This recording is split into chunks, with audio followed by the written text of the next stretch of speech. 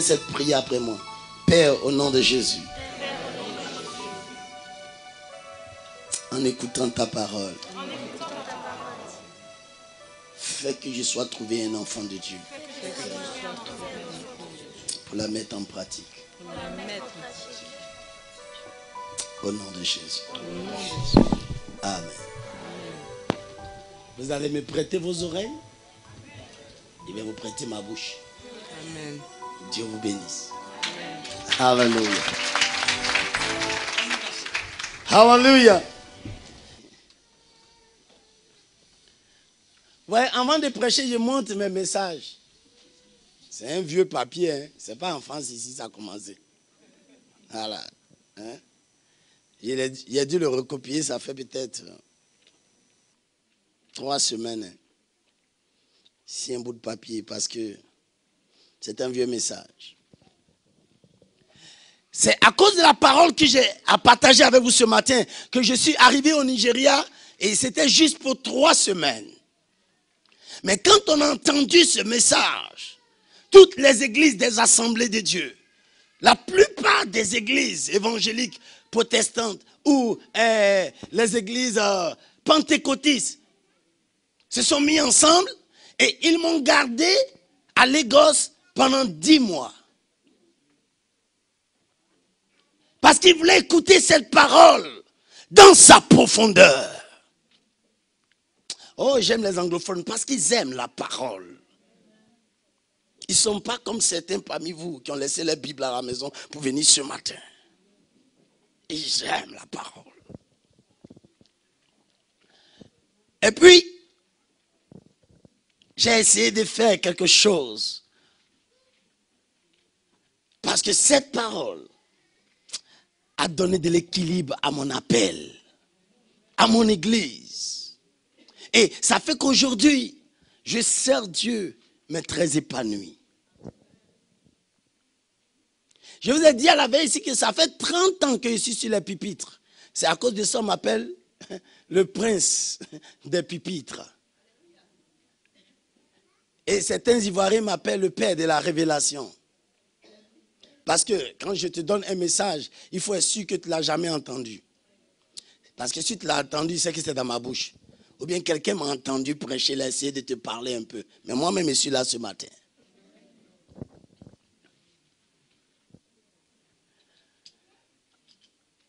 Est-ce que vous avez une fois déjà entendu, depuis que vous êtes chrétien, on vous a déjà parlé de la dîme? La dîme, vous avez déjà entendu un mot comme ça?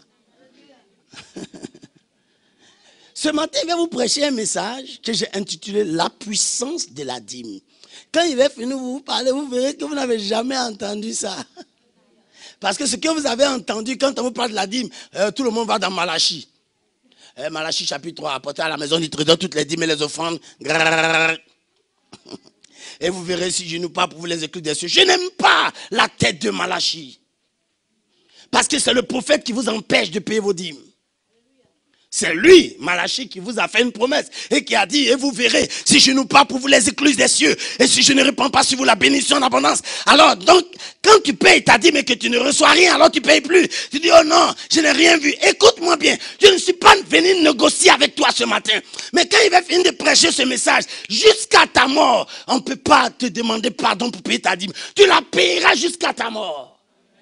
Frère, parce que ce que tu vas entendre, si tu es un enfant de Dieu, tu la mettras en pratique. Ça n'a rien à voir avec les plaisanteries de Malachie. Dieu m'a dit, va dans les nations, élève-moi une armée riche, éclaire mon peuple et bénis tous ceux qui ont une vision. Écoutez-moi bien, je suis venu éclairer l'église en France. C'est pour cela, je vais vous conduire plutôt dans le livre de Lévitique, le chapitre 27, le verset 30 à 34. Lévitique, le chapitre 27, le verset 30 à 34. La puissance de la dîme. Il y a une puissance dans la dîme. Elle tue ou elle donne la vie. Alors je vais vous révéler quelle puissance est cachée dans la dîme. Lévitique 27, le verset 30 à 34. Savez-vous très bien que la dîme est la colonne de toute la création. Et ignorer la dîme, c'est un suicide volontaire. La dîme est la colonne de toute la création. Ça veut dire que c'est sur la dîme que Dieu a posé l'histoire de la création. C'est à partir de la dîme que Dieu a créé le monde. Et il va vous le démontrer tout à l'heure. Alors je fais la lecture dans Lévitique. Le chapitre 27, je lis à partir du verset 30. Regardez, tout à l'heure, quand je vous avais fait les offrandes, les dîmes, il a failli tomber malade. J'ai prié pour que le Seigneur me protège. J'ai vu que vous plaisantez en France ici. Quand on dit chez moi, on doit payer la dîme, tout le monde est devant. Il ne peut pas mentir que Dieu n'a rien fait pour lui dans la semaine. Tout le monde est debout devant le trône. Dit, je vais t'adorer, j'ai le désir. Tu connais adoration? Aujourd'hui, tu vas connaître adoration. Adorer Dieu. Tu sais ce que ça signifie? Quand ils ont fini d'adorer le Seigneur, la Bible dit, ils ouvrirent les trésors. Toi, tu as une fois adoré Dieu. Ils ont ouvert les trésors, les mages, quand ils ont adoré Dieu. L'adoration va te pousser à ouvrir ton trésor et déposer ton or, ton encens et ta myrrhe. L'adoration a poussé Abraham à envoyer son fils jusqu'à l'autel pour vouloir l'égorger. Parce qu'adorer Dieu est un sacrifice. Je lis. Toute dîme de la terre, soit des récoltes de la terre, soit des fruits des arbres, appartient à l'Éternel. C'est une chose consacrée à l'Éternel. Si quelqu'un veut racheter quelque chose de sa dîme, il y ajoutera un cinquième. Toute dîme des gros et du menu bétail, de tout ce qui passe sous la houlette, sera une dîme consacrée à l'Éternel. On n'examinera point si l'animal est bon ou mauvais, et l'on ne fera point d'échange. Si l'on remplace un animal par un autre, ils seront l'un et l'autre chose sainte et ne pourront être rachetés. Tels sont les commandements que l'Éternel donna à Moïse pour les enfants d'Israël sur le mont Sinaï. Amen. Je vous explique d'abord le texte. Avant d'entrer à l'introduction de ce message, regardez ce qui est écrit. Il est dit, toute de la terre. Peut-être que toi, tu es dans l'espace. Il dit, toute dîme de la terre, soit des récoltes de la terre, soit des fruits des arbres, soit de tout ce qui passe sous la houlette, appartient à l'Éternel. C'est une chose sainte, c'est une chose consacrée, mise à part pour Dieu. Alors je vais vous dire la vérité, la dîme c'est la part, l'héritage, la portion qui revient à Dieu seul. La dîme, ce n'est même pas l'argent du pasteur. Alors quelqu'un m'a dit un jour comme ça, pourquoi vous les pasteurs alors vous mangez la dîme? J'ai dit personne, aucun pasteur ne mange la dîme. La dîme appartient à Dieu. Et comme Dieu ne mange pas les choses physiques, il nous a donné l'appel, la caution. Il a signé un décret pour que nous la touchions. Personne ne la dîme. Ça appartient à Dieu. Donc, si tu n'es pas pasteur, si tu n'as pas d'appel, pour ça que tu manges la dîme, va demander à ton oncle Géasi ce qu'il est devenu. Tu comprendras que les choses qui appartiennent à Dieu, on ne touche pas. Alors, dans le texte que nous avons lu, Dieu dit, toute dîme de la terre lui appartient. Maintenant, il dit, soit des récoltes de la terre, soit des fruits, des arbres. C'est-à-dire, dans tous les domaines de notre vie, Dieu dit, la dîme lui appartient.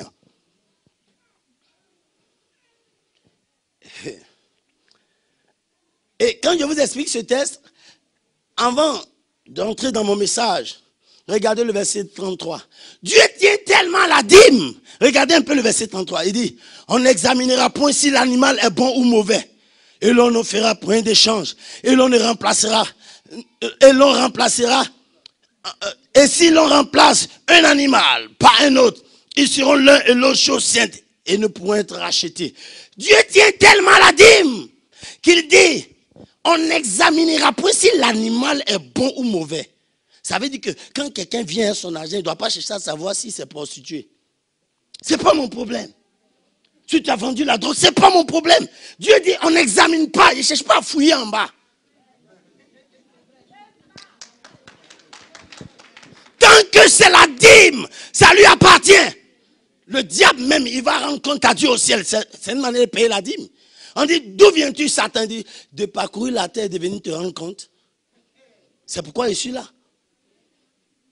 Au temps de Job, Dieu rentre au ciel. Pourquoi? Il vient payer la dîme. Il vient rendre compte. Il vient donner à Dieu le droit de regard sur son travail. Alors, on n'examine pas. Il y a une femme dans la Bible. Tout le monde l'a connue. C'est une prostituée. Et quelqu'un m'a dit, mais c'est pas normal, Bishop. Comment une femme qui s'est prostituée, Jésus dit, elle a commis une bonne chose à mon égard. Parfum de tout là. Ça là. C'est elle qui est tout, mais le parfum n'est pas toutouya. Déposez le parfum. Jésus même a accepté. C'est-à-dire que l'offrande d'une femme sale. C'est pourquoi la Bible dit quand tu entres dans la maison de Dieu pour faire une offrande et que tu te rappelles que ton frère a quelque chose contre toi, il dit laisse là ton offrande sur l'autel. On n'a pas dit retourne avec ton argent. C'est toi qui es mauvais, retourne à la maison, laisse ton offrande là. Ton offrande n'a pas péché.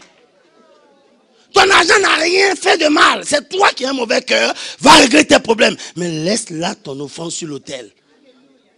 En plein Nouveau Testament. Que signifie donc le mot dîme? Le mot dîme signifie seulement dixième. Veut dire dixième. Ça veut dire quoi? 1, 2, 3, 4, 5, 6, 7, 8, 9, 10. Le mot dîme veut dire le chiffre 10. Ça veut dire quoi? Dieu dit que le chiffre 10, donc on appartient. Un jour, quelqu'un m'a dit, mais Bishop, ce que tu prêches, tu es sûr que c'est biblique parce que quelque chose qui n'est pas bon, on ne peut pas donner ça à Dieu. Dieu dit, on n'examinera pas si c'est bon ou mauvais. Le péché n'était pas encore entré dans le monde que dans le jardin d'Éden. Dieu dit, l'arbre de la connaissance du bien et du mal, c'est pour moi. Il n'a pas encore péché. Il dit, ça là, c'est ma chose. Laissez-moi seul dans mon affaire de ce qui est bon ou mauvais. L'arbre de la connaissance du bien et du mal. Savez-vous pourquoi Lucifer a été chassé du ciel? Est-ce que vous savez que c'est à cause de la dîme? Ah, peut-être on ne vous a jamais dit ça. Les gens disent, c'est enorgueilli. C'est à cause de la dîme que Lucifer fut chassé au ciel. Et je vais vous le démontrer. Dieu a dit, contrôle les cieux, dirige tout. Je te donne le patronat, je te donne la domination. Il commandait les anges, l'adoration. Il commandait toutes choses. Mais Dieu a dit quelque part dans le livre d'Ésaïe 42. Le verset 8, il dit, mais je ne donnerai point ma gloire à un autre. ni mon honneur aux idoles. Donc, la gloire de Dieu, c'est la dîme du trône. La gloire de Dieu. Il était donc tout, mais ma gloire, c'est ma part. Donc la dîme, ce n'est pas une question d'argent. C'est-à-dire que c'est la portion, la part, les choses qui reviennent à Dieu seul. Donc la gloire de Dieu, ça c'était la dîme éternelle du trône. Alors, quand Lucifer a tout pris qu'il voulait prendre la gloire, Dieu dit non, ça je ne peux pas céder. Il y a quelqu'un dans la Bible, ce fut un roi, Hérode. La Bible dit qu'il harangua le peuple. Il parlait et tout le monde crut en lui. Les gens étaient terrifiés. Alors, la Bible dit, un ange descendu le frappa dans le livre des Actes, chapitre 12, je crois. Il dit, car il n'avait pas donné gloire à Dieu.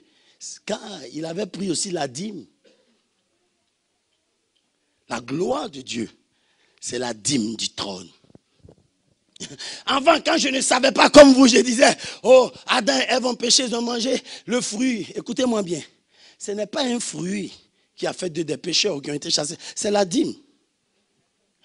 Tu pourras tout manger sauf la dîme, sauf ma part. Le jour où tu mangeras, tu mourras certainement.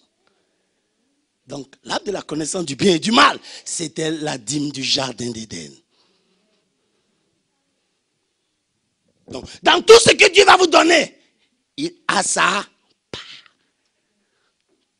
Et si vous le refusez sa part, vous allez vous créer des problèmes. Parce que Dieu dit, toute dîme de la terre, soit des récoltes de la terre, soit des fruits des arbres, soit de tout ce qui passe sous la houlette, m'appartient. C'est une chose consacrée. Le mot consacré veut dire mettre à part ce qui est sacré. Et Dieu dit, la dîme est une affaire sacrée pour lui.